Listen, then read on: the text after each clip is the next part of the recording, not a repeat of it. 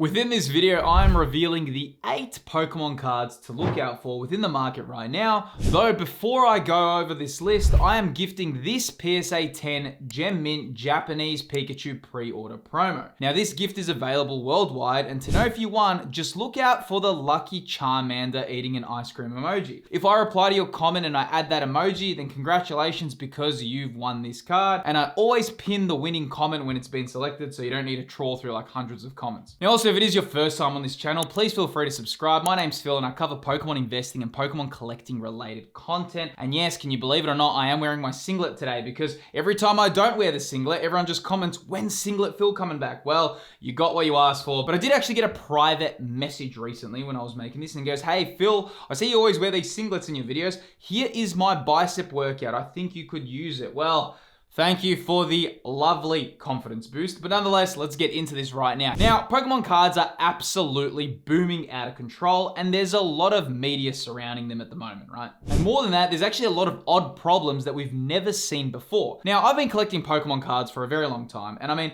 I've seen hype periods, right? Though this is kind of getting out of control. The fact that it's almost impossible to secure Pokemon cards on release is a problem. If prices decide to rise months or years later, I mean, that's not much of an issue, right? Though that's just part of the game of collecting collectibles. Though right now, collectors, kids, and everyone cannot get product on release. We're in a bit of a crossroad and problems are getting from bad to worse, and I think it will take a lot of time for this to recover, though there is a few things to look forward to, which I will be speaking about in a moment. However, in terms of underrated cards at the moment, in a spot in number 8, we have the Mesprit illustration rare from Surging Sparks. And truth be told, with all the Surging Sparks hype, this card is well and truly under the radar, and I think Mesprit has a lot of unique characteristics. It's an incredibly loved Generation 4 legendary, right?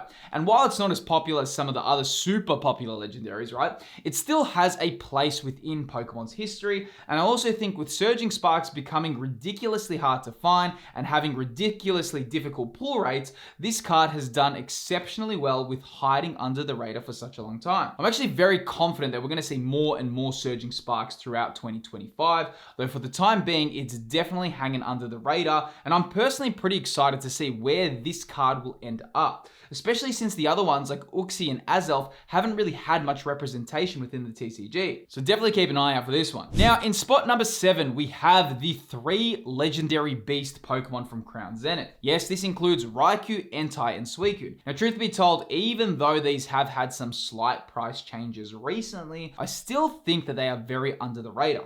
Mind you need to remember that these 3 are super nostalgic for people because they came out in Generation 2 and they all come as a trio within the same set. And you may think that's really common, though it's actually not, right? Like, look at the Mesprit I just mentioned before. There's no Uxie or Azelf to complement it. It's a stand-alone card within Surging Sparks. And then look at Latios and Latias from Surging Sparks. Sure, they are both in the set, but one's textured and one's not. Which is kind of like a really odd decision, but anyway, we got to move past that. But even with Evolving Skies, right, it didn't actually contain every single evolution. So it's actually nice to have 3 be in the same rarity with the same pull rates in the same set, and I think that makes them far more appealing. Now, moving on to number 6, it is Iron Crown from Temporal Forces. Now, Temporal Forces was a very unique set, right? Though, before I get into this Iron Crown, if you've made it this far in the video, then I think you'd be interested to know that I'm actually going to be going live and giving away 50 packs of Temporal Forces. Now, this is all completely for free, and it's done through my channel's Discord server. The giveaway will be on the 17th of January, 2 p.m. Pacific Standard Time. To participate in the giveaway, head to my Discord and find the stream giveaway channel. During the live stream, I'll also be on YouTube, and I'm going to be setting a timer for the number of packs being given away.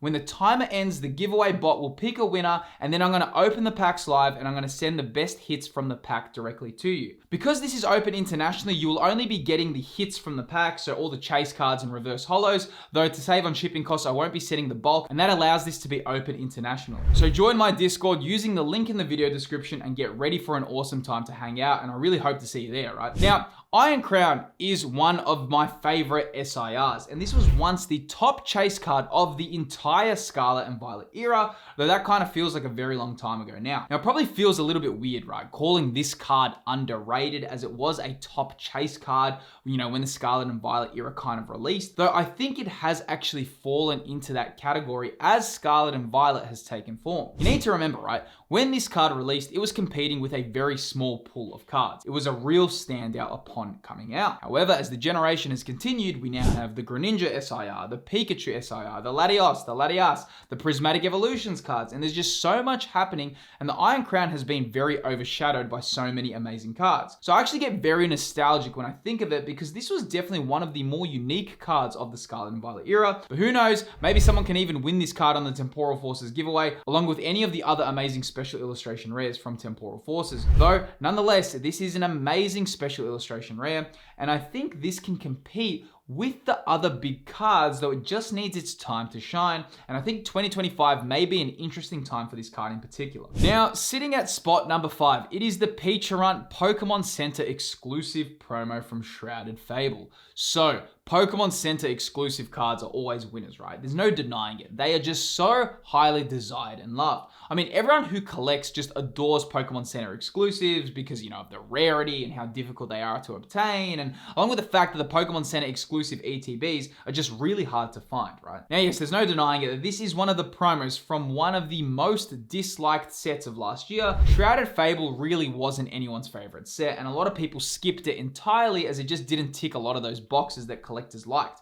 However, time can be interesting for this set, and especially that this Pecharunt seems quite fairly priced right now. I think this one is definitely one to look out for given the circumstances. Now, sitting at spot number 4, it is talking about some Shrouded Fable singles, and I think there's going to be some interesting movement with them. So I was speaking about Shrouded Fable before, right? And yes, it is very disliked. Well, you know, disliked for a lot of people because they expected more. Though I suppose if you played the Scarlet and Violet video games, it actually pays a massive homage to the DLC. Though there is some moments of brilliance within the Shrouded Fable set. For example, the Pheasantipity illustration rare is really cool, the Houndoom illustration rare is great, and the Dusclops line is definitely unique. So Shrouded Fable and I have a bit of a slight love and hate relationship, seeing as I sometimes find some of the singles awesome, and you know, then I kind of feel like, oh, the set was a little bit lackluster, though I do have a huge appreciation for the artworks. And then, you know, I'm not probably the biggest fan of the special illustration rares in the set, but nonetheless, I do think there are some unique singles to look out for within Shrouded Fable. Some of these particular Shrouded Fable singles may have an interesting future,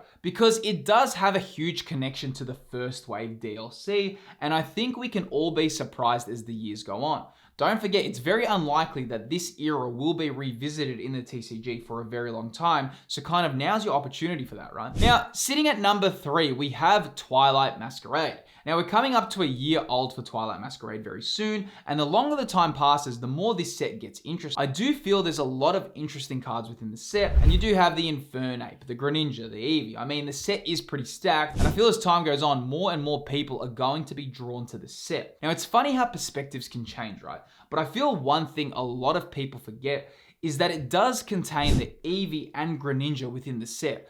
Two Pokemon that have huge history with the franchise and are very loved. I mean, who knows for now, though I do kind of feel Twilight Masquerade reminds me a lot of Lost Origin for Sword and Shield. Now, even though Lost Origin came out later on in the era for Sword and Shield, I don't know why, but it just gives me huge Lost Origin vibes, and I think it's very similar to that set. Now, sitting in the second spot, we're still talking about Twilight Masquerade, but this spot actually goes to the Carmine Special Illustration Rare. Now, yes, I know it's probably strange to say that this is underrated, and I probably wouldn't say underrated is the term for this card, though the reason it's on this list is because how overshadowed it was with Greninja, and the pull rates for this card are insanely difficult. This SIR is super cool, but also it's very unique, right? And then don't forget, Carmine is a pretty loved character, and I think there's a lot of popularity surrounding it. I think we shouldn't overlook Carmine, seeing as it's one of the most popular characters within the Scarlet and Violet era. While Greninja is the driver for Twilight Masquerade, I kind of feel Carmine always took a back seat. But the reality is, it's an awesome card.